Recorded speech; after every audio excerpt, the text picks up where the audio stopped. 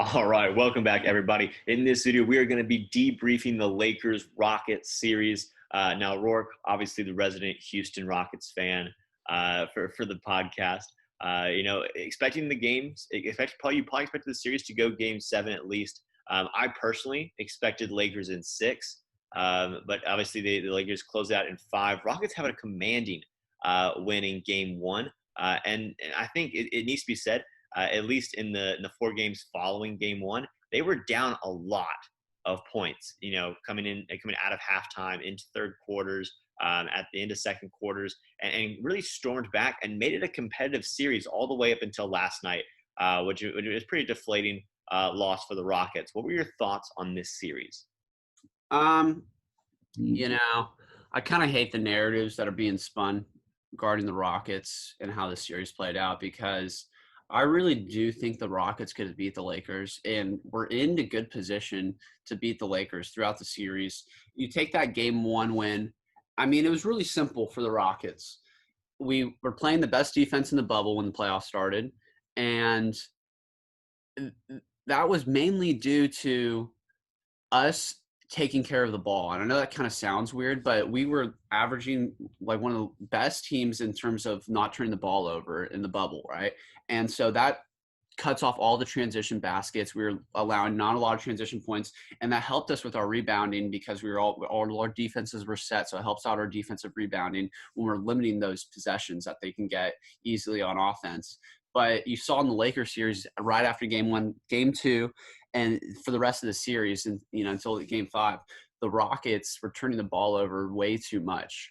Last game really not as much. We didn't turn the ball over. Last game was more of just like a crazy shooting barrage that the Lakers were able to put on us. But really, if you look at the series, the Rockets were stormed that Game 1. We didn't turn the ball over, shot well. Lakers never had a chance, right?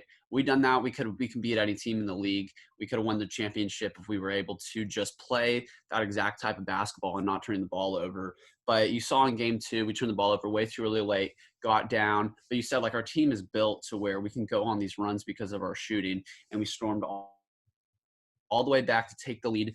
And Game 2, with like a few minutes left, we had a 5-point lead, and so we're in game-winning position against the Lakers. There, we could go up 2-0 on them. But they close it out pretty well. Same thing in Game 3 was different. That the Rockets were winning the whole time in Game 3 until the end of the game. We're winning the whole time, and then the Lakers went on a solid run to close out the game. Harden played really well this series. Westbrook had a couple of good games. Did not play a good game last game.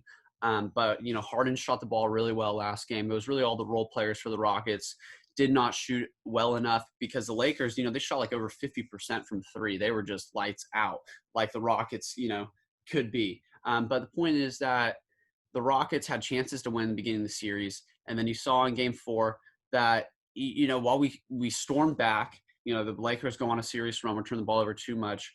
We stormed back, had a chance to win that game too, brought it within to 5 with about a minute left. But that was really the Lakers game too. And then, Game 5 was, our chance to kind of, okay, let's pull the wheels back. But I don't know if this Daniel House allegations and him getting sent out of the bubble kind of stirred some stuff with the Rockets, distracted him. I don't know what the deal is.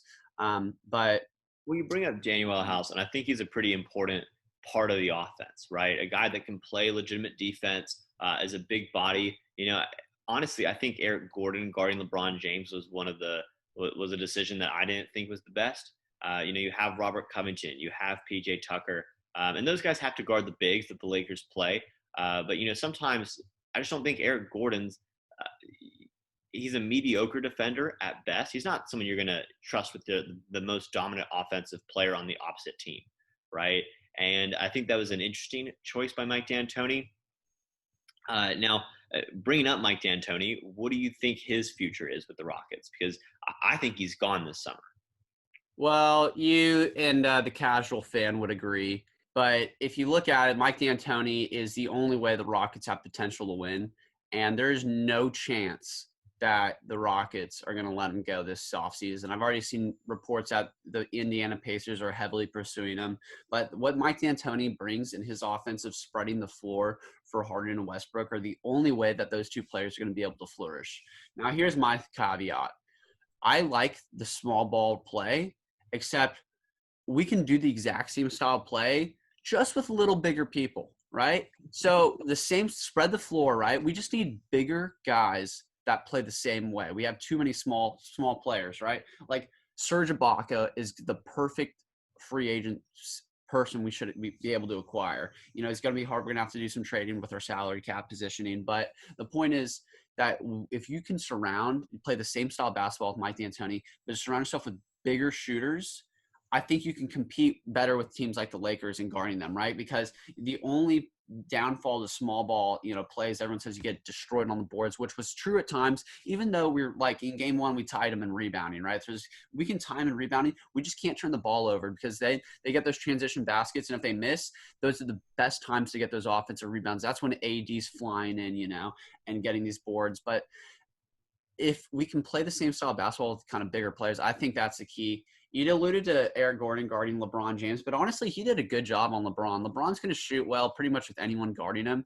And LeBron, did shoot fairly well, but it wasn't like LeBron was able to do whatever he wanted all the time. It was really the other role players that stepped up, and that's the reason we lost. When you look at the stats at the end of the game and you see Danny Green, Kuzma, Morris all shooting over 50%, Rondo had a couple big games in the series, we just did not get that role play contribution that we could get with players like Daniel House, right? Who was a key starter for us throughout the whole year, comes in as a solid six man for us because we have Gordon back and healthy. And now we don't get any of that rotation. We have to bring Macklemore back in the rotation. He already fell out because, we like these tight rotations, but he comes back in. Personal favorite of mine, great shooter. But I don't think he had enough rhythm. He's coming in for like the biggest game, the last two games of the Lakers with no rhythm. But we just did not have that bench and role player contribution that you saw from the Lakers and that they received, right? It wasn't that AD and LeBron went on a tear last game. AD didn't even take a shot until the second quarter last game. But it's just there. Kuzma also playing really well. They had a bunch of guys that stepped up for him, and that's how the Lakers are going to win this year. If they're going to win a championship, they're going to beat the Clippers, who I think will close out the Nuggets today. Then it's going to be from the role players. It's not going to be from AD and LeBron popping off. So it's all right for the Rockets, dude. Mike D'Antoni, there's no way we're losing him. It's a fair point, and I do agree that if you run the same system, the analytics make sense. Now you can't expect them to shoot amazing every single game, but I understand the analytic math does make sense to take more threes than twos. I myself, I don't mind a mid-range jump shot every once in a while, but we know Mike D'Antoni does not like those. So the floor is lava when it comes to mid-range jump shots. Yeah, it's just the worst shot in basketball. It just doesn't make sense why you couldn't just take one step back, get an extra point. You could shoot the ball a third of the time less efficient, but it'd still be more efficient in terms of the end of the day, each possession. And so, I completely agree with your Serge Ibaka take. I think he's a perfect player who should have been on the Rockets the past couple of years. Obviously has a large contract that he's great now shooter though. Great shooter on the Raptors. I'm telling you, he can shoot that rock on the Raptors now, and he comes off the bench for the Raptors, but he's really like one of their best players. He's really, really good. Perfect type of player to get. But you can see how we cannot bring in a new coach who's going to bring in some traditional style offense with big men that are going to clog the paint for Harden and Westbrook. You saw Westbrook was able to flourish this year once we traded Capella. After that happened, that's when Westbrook took over, and he got COVID, had the quad tear, was never really able to get his feet under him in this playoffs bubbles. I mean, it's kind of hard when you take 6 months off basketball. You go through those two things, and then it's like, hey man, your first game back is the most high competitive basketball of your career you have to play. And by the way, it's only against the Lakers, who are insane, right? You got to come back against your former team, OKC. Good luck, dude. If you don't shoot well, what you already have a history of not doing, you're going to get clowned for being terrible. So it's a lot of pressure. I'm not worried about Westbrook. He's going to get the whole offseason, get it under him, but get back in that rhythm. We saw, dude, the Rockets from January to March, man, we looked scary, bro. And we saw that at the beginning of the playoffs when we were able to lock down. We just let the turnovers get the best of us because I don't think we were in enough rhythm. I'm not worried. Us going forward, we're going to be in prime position to win the chip the next 2-3 years as long as we got Harden and Westbrook playing well and healthy. So, for sure. All right, to finish this up. If both of us expect the Clippers to finish out the series tonight in Game 6, Are we seeing a Lakers Heat finals? Yes or no?